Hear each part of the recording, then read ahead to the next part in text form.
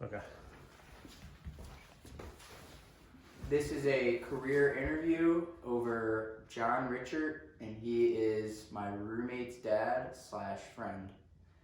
So to start off this interview, I'm going to ask you, what is your job title?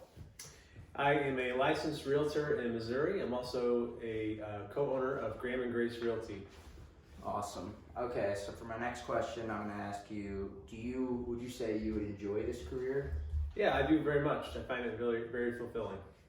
Yeah, okay, so what are some of the positives and negatives you'd say of this career? Some of the positives of this career are getting to work face-to-face with people. I work with people interested in buying or selling their home, and I like to be able to help them to sell or buy, especially work with first-time home buyers to buy their first home. So that's some of the positives, and also it's kind of somewhat of a flexible schedule, but also on the same note, a negative is it's very flexible, so sometimes people want to go see houses or we have to work late hours sometimes, so it's kind of random. I don't have full control of my schedule. Yeah, I feel that. So what kind of personal qualities should a person have if they want to be successful in this career? If you want to be a successful realtor, you have to have very good people skills. You have to be you have to be work well with all different types of personalities and be able to understand how to work with different personalities and adjust. You have to be self-motivated for sure. Nobody really sets your schedule, so the more you work, the more effort you put in, the more potential money you can make. But it's also easy to get lazy and not work hard, and then next thing you know, you're not making any money. So you got to be self-motivated for sure. So in like a typical week, what would you say the hours in your schedule would be to start out your week? And typical week, flexible. So. Yeah, it is flexible. We are very busy on the weekends, so we work a lot on the weekends. So actually, it seems like Mondays and Tuesdays are a little more of our slower days, but we still work on those days as well. So in the mornings, we do more office work and check emails and update, do some of our marketing work, and then in the afternoons and evenings and the weekends, we tend to be out showing houses and also going on appointments with new sellers. Okay, yeah, so the next question was going to be the basic routine, but you kind of covered that with, you're going to, like you just said, so we'll go to the next question saying, what would you say your day-to-day duties or responsibilities entail? Day-to-day responsibilities, so aside from fielding requests, so we do have, immediate requests we work with buyers and sellers. So for buyers, it's, hey, we want to go see this house, or can you tell me more information about this house? So we're pretty responsive to them. We try to get back to them within the hour and set appointments. For sellers, it's navigating offers that are coming in, or putting the house on the market and actually getting photos taken and marketing that house. So throughout the life cycle of a contract, there's actually a lot of different stages along that. So I think it's a combination of doing work that you need to do to prepare to get more business, and also a lot of the work, so I'd say that's maybe 25% of the work is trying to get new business, but 75% of the work is dealing with business that you have now, so sellers and buyers. Yeah, so money is kind of weird with the real estate agent of how much you make, and so I'm asking you, like, what is the salary range from like a mean type of an average salary for a person of your job? So real estate is 100% commission business. There might be some brokerages that have some small salary if you're more in a office managerial type role, but actual agents themselves, it's 100% commission. So you don't make any money until that contract actually closes. So, and it can range. So there is a lot of agents that can handle that self schedule and that self discipline, and they don't make much money at all.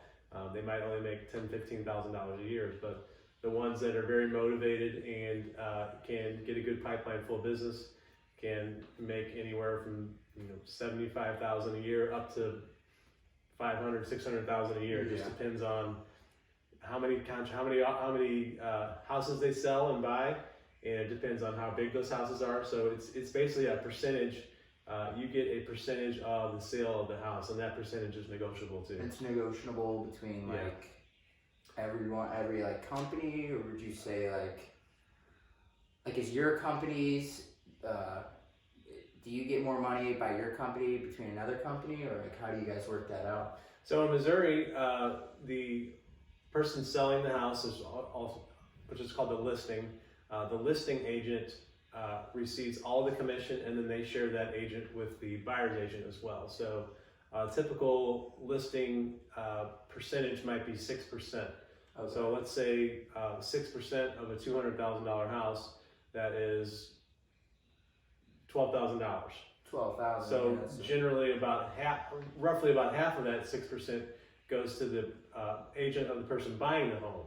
So that's a good kind of our average sales price for a home is about $250,000. So you can do the math on that, but anywhere from 5 to 6% is pretty standard for listing on the listing side. And then when we help people buy homes, that's set by whatever home that we find. It's typically 2.5 to 2.7%. We get paid on that on the buyer side. Okay, so now we're gonna go into more benefits. Like a normal job, they would have like a corporate job. They have some benefits, right? But like being a real estate agent, it might be a little different. So like, can you go into like vacation time, like health benefits, and so not really.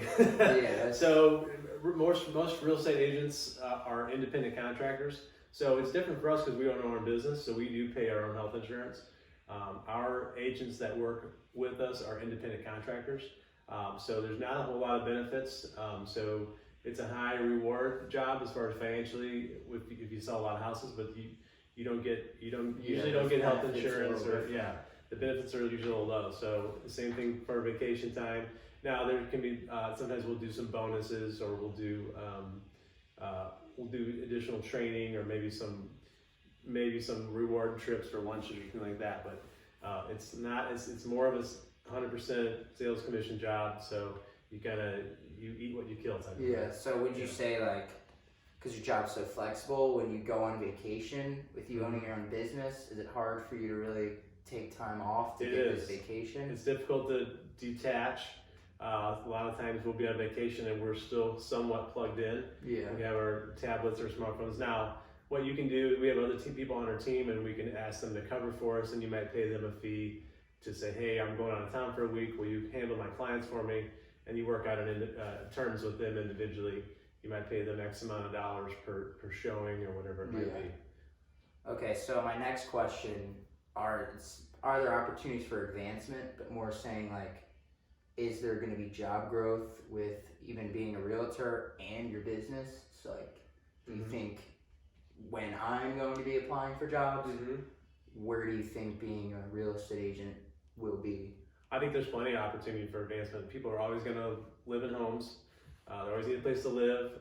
It's typically better over time to buy your home versus rent it. That way you're paying it down and you'll have some equity. So I think there's always going to be a place for real estate agents. There are a lot of new tech tools that involve that actually help us do our job. That they're not going to replace us, I don't think. Advancement, I think if you start in young and you're hungry and you learn the ropes, you might not make a lot of money at first, but there's a lot of on-the-job training that you get. And if you stay with it and you treat people right, people are going to remember you and they're going to want to keep working with you. So we work a lot by referral, it's called. So we plan on people that we help, that they're going to tell their friends and family that we did a good job, and they're going to send them our way. So we're totally, mostly work by referral. We work by commission. So if we treat people right and do a good job, we hope they come back. Yeah, exactly.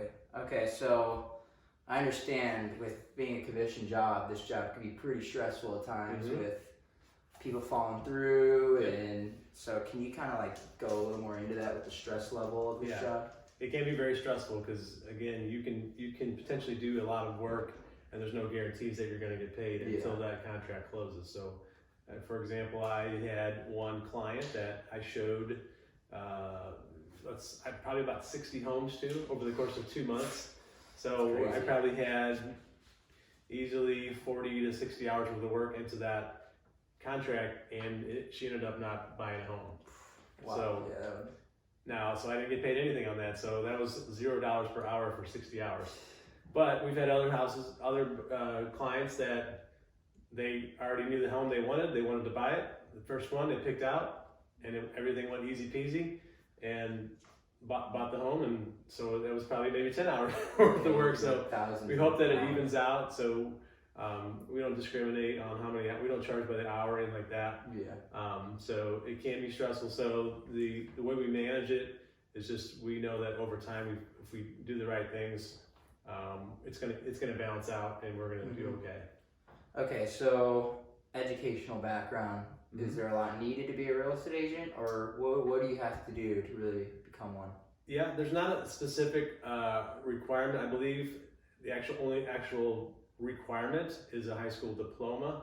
However, I don't think that's going to get you very far. So a background in sales, definitely strong communications, a background in marketing helps, a background in a strong understanding of finances and numbers. So I would think a associates or a BA in business, some marketing help, and definitely you have to be a fast learner and be able to adapt to new technologies, because you really need to be able to manage a lot of different things from your, just simple things as working your smartphone and keeping a list of all your contacts and making a good CRM system, which is a consumer relationship management system. So there's a lot of different technologies that you use in this job, and you have to definitely be a disciplined person that's willing to work hard and learn and grow. So you do have to be licensed. So you have to get licensed by your board of realtors. So you have to take training in order to get past that, and then you have to do continuing education every year to 2 years to continue to hold your license, so that you're keeping up to speed with all the realtor training. There's new codes, there's new information that comes up, and you have to be licensed. Did you have to take a test as well to get this license? Yes, you have to take a test to get a license. So how many tests would you say? Well, there's 2 tests. There's a state license test, and then there's a National Associate of Realtors test that you have to take and pass. Okay. Now, did you go to college for this? I did not actually. I went to college. My background was in marketing, graphic design, and communications, and I moved into this in the last 3 years because we started our own company. So I did not go to college for this. So I've kind of picked this up along the way. What college did you happen to go to? I actually went to Florissant Valley Community College. Okay. Hey. Okay. And I went there for I got an associates in graphic communications. Okay. Now, long time ago. Now, would you recommend someone to get the experience needed for this career? Like, would you recommend them go through all this to become a real estate? Like, is it worth it? Definitely, yeah. I think it takes a certain kind of person. You have to be very outgoing, very, very much a people person, and you have to be you have to hustle a lot. Because again, there's no guarantees, and nobody's gonna pay you by the hour. You only eat what you kill, type of thing. So you gotta be hungry. Now, what other careers would you say would be most like this one? For like people like looking at it, they may not want to be what you do, but like any kind of I think job in sales where you have to nurture relationships with clients and be able to persuade people, not in a manipulative way, but sometimes people just need help giving that little push to make the decision, and they also need your expertise to be a steward. You're actually, as a realtor, you are a fiduciary. You're looking out for their best interest, whether it's buying or selling. You want to make sure they're getting a good investment, and you're looking out for the things that they don't know about. So you want to get them to buy a good home or sell their home for the most amount of money.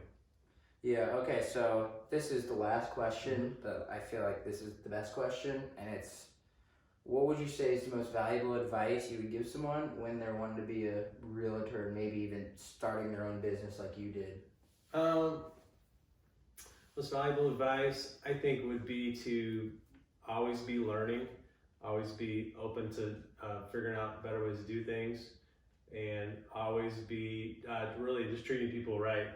Because again, we work, a lot of the business we do is with friends and family and extended network of people. So, it doesn't really matter how much money you're going to make if you treat people right and do a good job for them. We feel like it'll pay for itself in the long run. Yeah, that's awesome advice. So that's all I had for you, John. All right. This is John Richard with Graham and Grace Realty. And yeah, that's it. Thank you. Thank you. Cool. Put that all recorded. Yeah.